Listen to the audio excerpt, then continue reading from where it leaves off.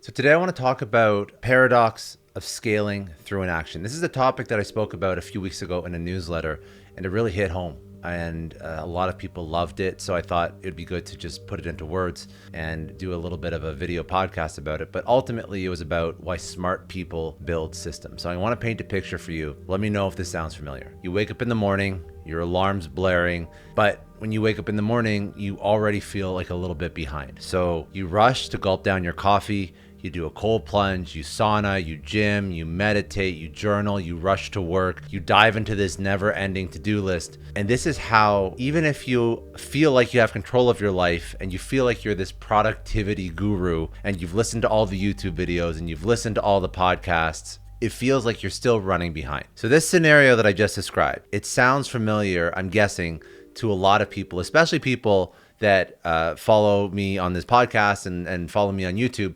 because everybody here is about self-improvement. But what I just described is this productivity cult. And if this resonates with you, you are a card-carrying member of this productivity cult. Here's a news flash. If you are doing all of this, you are not actually being productive. You're just being busy. And busy is the enemy of truly scaling your impact. Some of the things I just mentioned, it's okay to do those. But ultimately, if you feel like everything's a rush, and you never actually have time to do the things that you actually enjoy because there's another list of things that you have to take care of, you hopefully, after listening to this, will become aware of the dark side of always hustling, of always on. See, the rise and grind mentality isn't just unhealthy. It's downright dangerous. It's this modern day cult that has convinced you that your worth is tied to how many hours you work, how many emails you send, how little sleep you got, how much that you've compressed into this finite amount of time. But guess what? While you're busy patting yourself on the back for pulling another all-nighter or only sleeping 4 hours, the truly successful people are getting 8 hours of sleep, and they're letting their systems do the heavy lifting. Think about it. Elon Musk, he might tweet about working 100-hour weeks, but he's not the one building the Teslas or launching the rockets. He's built systems that do that for him. Warren Buffett spends 80% of his day reading and thinking. This is not exactly what you'd call hustling. And Jeff Bezos makes a few high-level decisions a day, but he lets Amazon's vast systems handle the rest. Of course, these people are all mission critical. They're all figureheads. They all work a lot, but they've built systems to allow themselves to scale their impact. The hustle mentality is keeping you small. It's keeping you focused on tasks instead of impact. And honestly, it is time to break free. Let's talk about this productivity cult, which is really just modern indentured servitude. Here's a very harsh truth. Your obsession with productivity is making you a really efficient cog in someone else's machine. You are not maximizing your output. You are maximizing your exploitation. Every time you pride yourself on inbox zero or staying late at the office, you're essentially saying, please, sir, may I have another task? You're volunteering to be a hamster on a wheel running faster and faster but going nowhere. Real freedom, real success comes from building systems that work for you, not the other way around. Here's an example. Look at your to-do list and go ahead. I'll wait. Take it out. Now, let me tell you what that list really is. It is a monument to your failures. It is a constant reminder of all the things you haven't done yet. And the worst part, it never ends. You cross off 3 items and add 5 more. I know people who have finished items and tasks and they add it to their to-do list just so they can cross it off. Where's the meaning in this? Your to-do list isn't a productivity tool. It is an anxiety generating machine. The most successful people in the world don't have long to-do lists. They have short, high impact priority lists or time blocks and systems that handle the rest. So, how do you escape this cycle of busyness masquerading as productivity? It starts with a mindset shift. First, you have to stop glorifying busyness. Being busy isn't a badge of honor.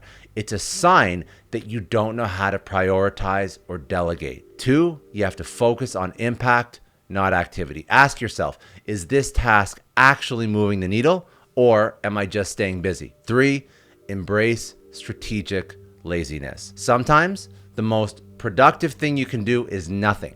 Give yourself permission to think, to strategize, to let your systems work for you. Build systems, not to-do lists. Instead of writing down tasks, start thinking about how you can create a system that eliminates the need for that task altogether. Remember, the goal isn't to do more, it's to achieve more. And that happens when you step off the hamster wheel and start building systems that work harder than you ever could. Let's dive into an even deeper concept. Let's go deeper into the counterintuitive world of true productivity. It's time to talk about leverage and why your understanding of it is probably all wrong. So let's unpack leverage. When most people hear the word leverage, they think of financial leverage, or maybe using a tool to move a heavy object. That's kind of like the dictionary definition of leverage. But in the world of scalable success, leverage is something far more powerful and far more misunderstood. True leverage is about creating systems where your input is minimal, but your output is maximal. It's about building machines that work for you 24/7, even when you're sleeping, vacationing, or doing absolutely nothing. The most powerful forms of leverage often look like inaction to the untrained eye. So let's get a little bit nerdy for a second to go a little bit deeper. Most people, and we're going to talk about leverage and impact, and let's talk about it from the lens of linear impact versus exponential impact. And obviously, to achieve exponential impact, this is where you're going to include leverage. But let's get a little nerdy for a second. Most people operate on a linear scale. Work 1 hour, get 1 hour's worth of results. Write one email, get one person's attention. Make one sales call, maybe get one sale if we're lucky. But the real players, the people who are achieving massive things, they're operating exponentially. You spend 1 hour building a system, you get 1,000 hours of work done automatically. You write one blog post, it reaches millions of people over years. You create one product, you sell it infinitely with minimal additional effort. This is why Jeff Bezos can make a few key decisions a day while Amazon generates billions. It's why a software developer can write code once and have it solve problems for thousands of users continuously. You're not playing the same game as these people. You're not even in the same league, but you could be. So let's look at some examples that'll sort of make your hustle look like child's play. Let's talk about passive income pioneers. Pat Flynn of Smart Passive Income. He built systems that generate hundreds of thousands of dollars monthly, mostly through affiliate marketing and digital products. And his primary quote unquote work right now, it's thinking of new ideas and occasionally updating his systems. Software. Marcus Freund famously ran Plenty of Fish, one of the largest dating sites in the world, working only a few hours a week. How? By building robust algorithms and systems that ran themselves. Content creators. Mr. Beast, one of YouTube's biggest stars, spends months planning videos that take days to film but generates millions in revenue for years. And his leverage, it's creative systems that turn ideas into viral content machines. Investors. Warren Buffett's greatest skill isn't picking stocks. It's building a system, Berkshire Hathaway, that automatically and autonomously allocates capital and compounds wealth. His primary job is reading and thinking. If you notice a pattern here, none of these people are working 80-hour weeks. They're not hustling in the traditional sense. They're thinking, they're planning, they're letting their systems do the heavy lifting. And you can spend 80 hours a week reading, strategizing. That's okay if you enjoy it, but it's not hustling in the sense of they're the ones that are doing all the activities associated with their business. Here's where it gets a little bit mind-bending and a little bit more counterintuitive or contrarian. Often, when you are building a business, when you're trying to scale your impact, even in your job, the most impactful thing you can do is nothing. What do I mean by that? By not immediately responding to every email, you train people to respect your time and solve problems independently. By not jumping on every opportunity, you leave room for truly golden chances to come your way. And by not constantly tinkering with your systems, you allow them to run at full efficiency and gather meaningful data. This isn't laziness. It's strategic in action. It's understanding that sometimes the void you create by doing less is filled by opportunities and efficiencies you would have never discovered otherwise. So this plus systems thinking plus leverage. Now you can see how it's all coming together to make you the most efficient version of yourself. So how do you start leveraging this paradox? How do we start including all these sort of counterintuitive, contrarian ideas?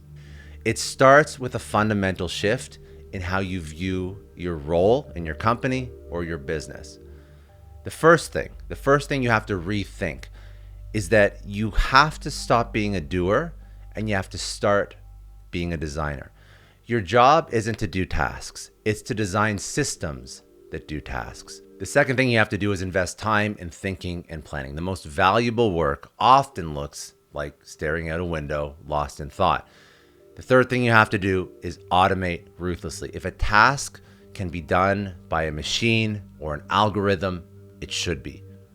Fourth thing, build once, benefit infinitely. Focus on creating assets and systems that can be used repeatedly without additional effort.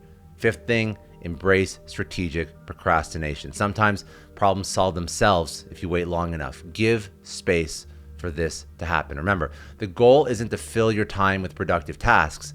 It's to create systems of such leverage that you become nearly irrelevant to their ongoing operation. Now, let's talk about systems thinking, sort of the art of lazy success. Because if you made it this far, congratulations, you're ready to leave this hamster wheel behind and enter the world of systems thinking. This is truly where the magic happens. I've touched on this briefly, but I'll go a little bit deeper. Systems thinking is where real scalability and leverage are born. But a little bit of a warning, this can make you look a little bit lazy to the uninitiated, but that's the goal, right? We want to remove ourselves from the process. So why do systems and systems thinking beat, for example, goals? Because in our business, we've all been taught to set goals, SMART goals, stretch goals, 5-year plans. The self-help industry is built on this stuff. But here's the dirty secret they don't want you to know. Goals are for amateurs, systems are for pros. Here's why. If you are going to build anything meaningful, if you're going to adopt all the ideas we've just discussed, goals are not going to get you there. Goals are finite. Systems are infinite. When you achieve a goal, you're done. But a good system keeps producing results indefinitely. That's why you have to think systems, not goals. Goals rely on willpower. Systems become habits. Willpower is a finite resource. Systems, once established, they run on autopilot. Goals are about the destination. Systems are about the journey. And guess what? The journey never ends if you're truly scaling. Goals create a yo-yo effect. Systems create consistent progress. If you miss a goal and you're quote unquote behind, well, it's going to go up, you're going to go down. A good system keeps churning out results. Good days and bad days, it doesn't matter. Scott Adams, he's the creator of Dilbert, he has a great quote on this. The way that he says it is, losers have goals, winners have systems. Very straightforward. Now, great, we figured out systems thinking. Now let's talk about exponential growth. I alluded to this before as well. This is where systems really shine. So a well-designed system in your life, in your business, it doesn't just work, it improves itself over time. Think about it. A workout routine doesn't just keep you fit. It makes each subsequent workout more effective, easier. A content creation system doesn't just produce great content, it builds an audience that makes future content more impactful. A learning system doesn't just add knowledge, it improves your ability to learn, making future learning faster and more efficient. So this is the real secret of the ultra successful. They're not just working harder than you. In fact, they aren't working harder than you at all. This is the real secret of the ultra successful. They're not working harder than you. Their systems are just compounding faster than yours. So how do you start thinking in systems so you can achieve this exponential growth? It is a true paradigm shift, but here are some key principles. When you think in systems, you're going to look for patterns, not isolated events. If you find yourself doing something more than once, that's a system waiting to be optimized. You're going to focus on inputs, not outputs. So you can't control outputs and outcomes directly, but you can control the systems that lead to those outcomes. You're going to start to embrace feedback loops. So a good system has built-in mechanisms for improvement, and it learns from its own performance. You're going to think long-term. A task is about today, but a system is about forever. You're going to seek scalability. You're going to always ask yourself, this thing that I'm doing, how can this work without my direct involvement? So let's take a look at some examples to really drive this home. And let's call it task thinking versus systems thinking. Task thinking is what most people do right now, where they're just looking at achieving a goal or accomplishing a thing. Systems thinking is obviously what we just described.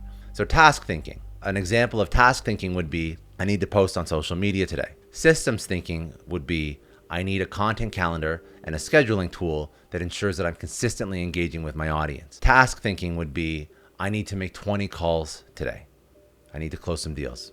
Systems thinking would be, I need a lead generation and nurturing system that consistently fills my pipeline with qualified prospects. Task thinking would be, I need to learn this new skill for my job. Systems thinking would be, I need a personal knowledge management system that continuously expands my skill set and makes learning a habitual part of my workflow. There's a very big difference. It's very obvious to see. Systems thinkers aren't focused on today's to-do list. They're focused on creating machines that make the to-do list obsolete. Now, let's get meta for a second. The ultimate form of systems thinking is creating systems that create other systems. This is where true scalability lies. This is where true exponential growth lies. So for a second, I want you to imagine a business system that not only generates profit, but also identifies new market opportunities and spins up new businesses to capture them. Or a learning system that not only helps you acquire knowledge, but also generates new learning techniques tailored to your evolving cognitive style. Or a networking system that not only connects with valuable contacts, but also trains those contacts to become nodes. Or a networking system that not only connects you with valuable contacts, but also trains those contacts to become nodes in their own networking systems, exponentially expanding your reach. This is thinking at a level that most people never reach. It's not about just building a machine. It's about building a machine that builds machines. This is where we would eventually like to go to. However, baby steps. So at this point, you might be thinking this all sounds great, but it could also sound kind of lazy. You're trying to remove yourself, and you're right. It is lazy, strategically lazy. All of this is strategically lazy. The most successful people in the world look lazy to the uninitiated. They're not running around putting out fires. They're not drowning in busy work. You look at Elon, he's playing video games and going on press tours, and he was speaking at Trump's conference in the middle of the day on a whatever day of the week in Pennsylvania. So he has a lot of free time. How do you think he has free time? Well, rewind and play from the beginning. That's how he has free time. The people that look the most successful and are the most successful, they're often found thinking, reading, or seemingly doing nothing at all because they have time. They've built systems. They use leverage to get their time back, their life back. But don't get it twisted. Their systems are working tirelessly even when they're not. This is the art of lazy success. It's about front-loading your effort into building systems so robust and efficient that they don't need your constant attention to function. It's about being the laziest hard worker you know. All right, so at this point, you're sold on the idea of systems thinking. You're ready to become this strategic sloth, a lazy genius, a productivity paradox. But how do you actually do it? All right, so you're sold on the idea of systems thinking. If you're still listening at this point, you're ready to become this strategic sloth, this lazy genius, basically a productivity paradox. But how do you actually do it? How do you start building these magical systems that work harder than you ever could? So this is the actual playbook. First step, you identify your current time sucks and energy drains. So before you can build efficient systems, you need to know where you're wasting time and energy. But here's the twist. You're not just looking for obvious time wasters like scrolling social media. We're looking for sneaky productivity traps that masquerade as important work. So I want you to ask yourself, what tasks do I repeat often? What decisions am I constantly making? Where do I feel like I'm always playing catch up? What quote unquote urgent issues keep derailing my day. These are your system opportunities. Each repetitive task, each recurring decision is a chance to build a system that works for you. Step 2, the art of strategic procrastination. Now, here's where we flip the script on traditional productivity advice. Sometimes the best thing you can do is nothing. Strategic procrastination isn't about being lazy. It's about giving problems time to solve themselves or for better solutions to emerge. Here's how to procrastinate strategically. When a non-urgent request comes in, wait 24 to 48 hours before responding. Often, the issue resolves itself. For complex problems, sleep on it. Your subconscious often solves problems while you rest. And before starting a new project, you also want to ask yourself, what would happen if I didn't do this at all? Remember, every task you eliminate is better than any task you optimize. I'm going to say that one more time. Every task you eliminate is better than just optimizing it. If you don't have to do it, don't do it. Step 3, designing feedback loops that improve your systems without your intervention. So this holy grail of systems thinking is creating systems that improve themselves. This is what we spoke about before. Here's how to actually start doing it. 1, you want to build measurement into your system so you can improve what you don't measure. 2, create automated triggers so when certain conditions are met, your system should automatically adjust. So I'll give you a real example. If you're posting on social or if your team is posting on social and you notice a certain type of content is doing better, they should create more of that content. It's very simple, but have that KPI or that metric built into your system. 3, use A/B testing. Have your systems randomly try different approaches and stick with what works best is another way to improve it. And then 4, implement machine learning if possible. A little bit more advanced, but AI tools can really optimize systems way better than humans can and much quicker in many cases. I'll give you a couple more examples. An email marketing system that automatically adjusts send times based on open rates. A content creation system that uses AI to generate multiple headlines and automatically selects the best performing one. A personal finance system that automatically adjusts your budget based on spending patterns and financial goals. So just a few ideas. The 4th step is to leverage other people's time and skills, of course, ethically. So true leverage, which is a key component in systems thinking, often comes from other people because there are actually 4 kinds of leverage. This will not be a conversation for today's podcast and video, but the 4 kinds of leverage are people, finance, technology, and media. So people are one of those 4 kinds of leverage. So true leverage can come from other people, but we're not talking about traditional delegation here. We're talking about creating systems that allow others to contribute to your goals while pursuing their own. So what do I mean by that? Here's a few ideas. Create a knowledge base that allows your team to solve problems without your input.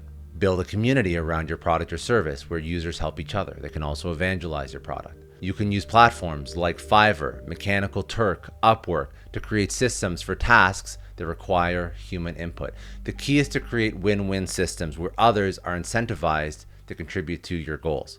The 5th step, creating set it and forget it processes that scale. So the ultimate lazy system is one that, once set up, requires minimal ongoing input from you. Here's how to create a lazy system.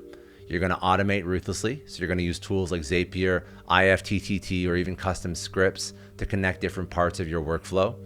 You're going to create decision trees. So for any process that requires decisions, you want to create a flow chart that others or algorithms can follow so you don't have to be involved in the decisions. You're going to build redundancy, so your system should have backup plans for when things go wrong. And then you're going to use the if-then framework. So you want to set up automatic responses to common situations. For example, if website traffic drops below X, then automatically increase ad spend by Y. If customer hasn't engaged in 30 days, then trigger a re-engagement email sequence.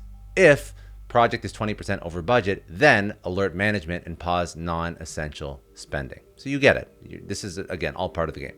And then ultimately, I mean, we're in the age of AI right now, and the ultimate lazy system is your own AI assistant where you're honestly just replicating you, because we are living in the age of AI, and not leveraging it is like trying to chop down a forest with a butter knife when you have a chainsaw right next to you. Doesn't make any sense. So out of all the things we've talked about, You should also consider creating your own AI assistant. Using GPT models or some other AI tools, and this assistant can draft emails and responses based on your communication style. It can generate content ideas, even rough drafts. It can analyze data, provide some insights, and it can help with coding and problem solving. But the key is to create prompts and workflows that allows the AI to operate as an extension of your own thinking process, so even your thinking is augmented to a degree. Now, let's put this all together because there's a lot of concepts here. So, a very simple playbook for this, because we've gone through all the different reasons why you should develop systems thinking, use leverage.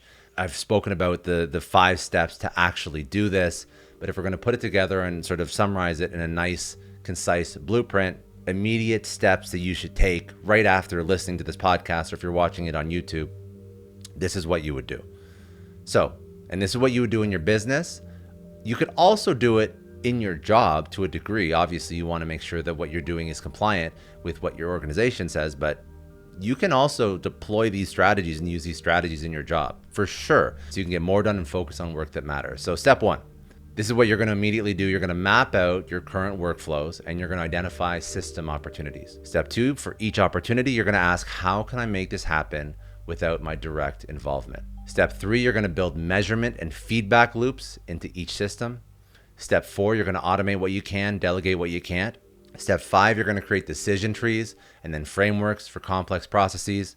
Step 6, you're going to leverage AI and other people's skills to extend your capabilities. Step 7, you're going to continuously refine and optimize based on feedback and results. Remember, the goal isn't to work hard, it's to set up systems that make hard work unnecessary. There is one last thing that I do have to address. Pseudo-systems. Okay, so I have to give you congratulations. You've made it to the final stretch. You are armed. By this point, you're armed with the knowledge of systems thinking. You are ready to go build your lazy empire. But before you go off and start quote unquote optimizing everything in sight, I need to talk about the dark side of systems, which are pseudo-systems. So these are kind of like wolves in sheep's clothing. The busy work masquerading as productivity. The time sucks that promise efficiency but deliver complexity. So let's pull back the curtain on these imposters and really learn how to differentiate and ultimately avoid them. So the one thing I want to talk about is why a lot of productivity systems that you may know before you watch this or listen to this are just glorified to-do lists. The issue with the productivity industry is that it's worth billions of dollars, and it's built on a lie that being busy equals being productive. Let's dissect some popular quote-unquote systems that are actually keeping you trapped in a hamster wheel. So the first one, and I hesitated to put this in, but I think it's important to speak about because so many people fall into a trap. So the first thing that I have an issue with is the Pomodoro technique, and I've even spoken about it before, but the Pomodoro technique is only meant to help you focus. But people use it as this productivity tool. It's not a productivity tool. It does not eliminate work. It just chops it into these little tomato-shaped, bite-sized pieces. People are using it as productivity. It's a focus tool. Second thing, inbox zero. Congratulations. You achieved inbox zero. What is inbox zero? If you don't know, it means that at the end of every night, you've basically opened or answered or replied to or archived or deleted every single email. So when you wake up in the morning, you have nothing in your inbox zero. If you try and achieve this, and I've done this myself for many years, congratulations, you've just spent hours organizing emails instead of actually doing meaningful work. And then the third issue that I have is Kanban boards. And Kanban boards like a Trello or an Asana, they are well-intentioned, but moving digital sticky notes around feels productive. But are you actually creating value, or are you just shuffling tasks? These aren't real systems. These are task management tools, and they do have their place, but they're not going to create the leverage that we're after. Real systems eliminate or automate work. They don't just organize it. And here's a really hard truth. You can spend years optimizing a process that shouldn't exist in the first place. This is the productivity equivalent of rearranging the deck chairs on the Titanic. You're so focused on doing things right, you forget to ask if you're even doing the right things. Here's some examples of misguided optimization. Spending hours crafting the perfect email template. for emails that don't need to be sent at all. Optimizing your filing system for documents you'll never reference again. Creating elaborate project management workflows for projects that don't even align with your core goals. Before you optimize, ask yourself, should this process exist at all? Does it directly contribute to my most important goals? And if the answer is no, your best optimization is elimination. See, systems should simplify your life, not complicate it. But it's easy to fall into the trap of creating systems so complex that maintaining them becomes a job in itself. So here's some other signs you fall into the complexity trap. So you can optimize things that don't matter, and you can also create systems that are so complex that they create more work for you anyways, which is, again, not the goal of what we're trying to do here. So here's signs that you fall into a complexity trap by creating some well-intentioned systems. You spend more time managing your system than doing actual work. Your system requires extensive documentation to use. You need multiple tools and platforms to keep your system running. And then onboarding somebody new to your system takes longer than teaching them the task itself. Remember, the goal is strategic laziness. If your system isn't making your life easier, it's not a system, it's a burden. There is something else. There is a note that I have to include into this piece, a note to remember. We're talking about optimizing, we're talking about systems. Automation is powerful. There are times when it's not always the answer. Sometimes the human touch is irreplaceable. And there are dangers included in over-automation, where you can start to lose the personal connection with clients or team members, or you miss important nuances that an AI or an algorithm might overlook, or you create a rigid system that can't adapt to unique situations. So before you automate, before you deploy any of the ideas that you've got from today, you want to ask yourself, does this task also require human judgment or creativity? Will automation remove a very valuable personal touch? And is the cost and complexity of automation worth the time saved? So it is the case that sometimes the most efficient system is a well-trained human with good judgment. But you have to at least ask yourself these questions. And I found in my experience that by asking yourself these questions, more often than not, you're going to have a good judgment as to, should this be something that I should build a system around?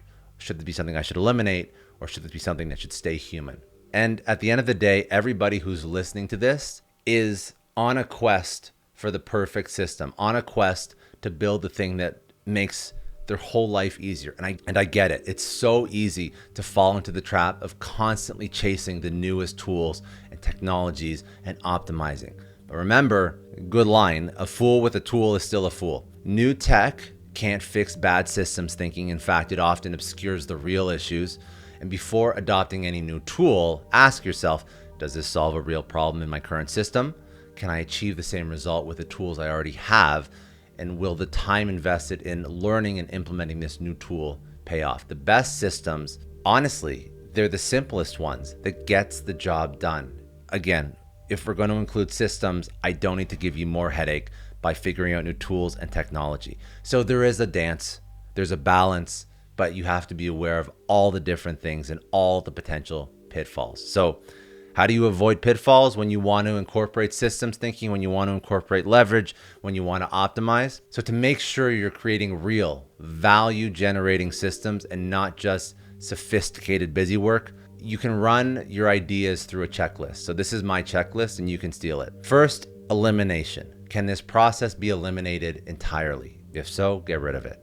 Second, automation. If it can't be eliminated, can it be automated? Third, delegation. If it can't be automated, can it be delegated? Fourth, simplification. How can this process be simpler? 5, value alignment. Does this system directly contribute to my most important goals? 6, scalability. Can the system handle 10x the current load without breaking? 7, self-improvement. Does this system have built-in mechanisms for learning and optimization? 8, time ROI. Does the time saved by this system significantly outweigh the time invested in creating and maintaining it? And if your system checks all those boxes, congratulations, you are truly on your way to building a lazy empire. See, building effective systems isn't easy. It requires upfront effort. It requires constant refinement and the courage to challenge conventional productivity wisdom. But the payoff is enormous. Payoff is a life where you're no longer a slave to your to-do list, where your impact far exceeds your input, where you have the freedom to focus on what truly matters. Remember, the goal isn't to do more, it's to accomplish more by doing less. So go out there, be systematically lazy, and your future self will thank you for it. And who knows, maybe one day you'll build a system so effective you can take a permanent vacation while your empire goes and runs itself. And that's what I call productivity.